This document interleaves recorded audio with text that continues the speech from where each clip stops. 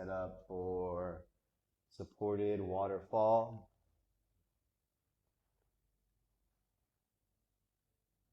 Two blocks high, cushion.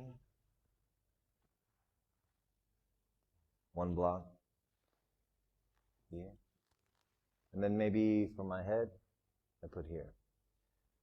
What I'm going to want to do is I want this part to be supporting my hips, my low back.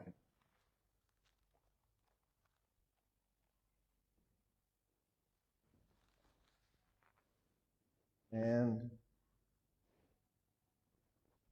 I have to adjust there, here.